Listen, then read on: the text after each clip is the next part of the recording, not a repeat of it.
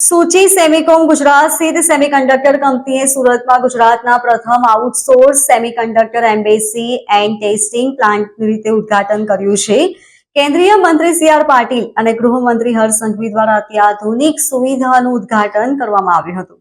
પલસાણા નજીક 30,000 square foot સુવિધાના પ્રારંભિક વિસ્તાર સાથેનો પ્લાન્ટ સેમિકન્ડક્ટર ઘટકો, ઓટોમોટિવ, કન્ઝ્યુમર ઇલેક્ટ્રોનિક્સ અને ઔદ્યોગિક એપ્લિકેશન સેવા સહાયક ઉદ્યોગોને આવશ્યક એમ્બેસી, પરીક્ષણ અને પેકેજિંગ સેવાઓ પ્રદાન કરશે.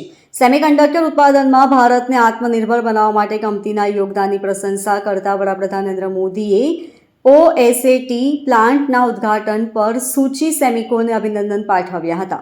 સી.આર. પાટીલે કહ્યું હતું કે ભારત વૈશ્વિક ટેકનોલોજી હબ બનવા તરફના પરિવર્તનના માર્ગ પર છે અને સૂચિ સેમિકોન OSAT પ્લાન્ટ જેવી પહેલ આ વિઝનને સાકાર કરવા માટે ચાવીરૂપ છે. સૂચિ સેમિકોનના ચેરમેન અશોક મહેતાએ જણાવ્યું હતું કે અમારો ધ્યેય માત્ર ચિપ્સનું ઉત્પાદન કરવાનો નથી, પરંતુ ભારતીય સેમિકન્ડક્ટર ઇકોસિસ્ટમમાં નવીનતા લાવવાનો છે. હર્ષ સંઘવીએ જણાવ્યું હતું કે ગુજરાત ઔદ્યોગિક વિકાસ અને નવીનતાને પ્રોત્સાહન આપવામાં હંમેશા અગ્રેસર રહ્યું છે. Ashok Mehta, chairman and managing director સૂચિ સેમિકોન.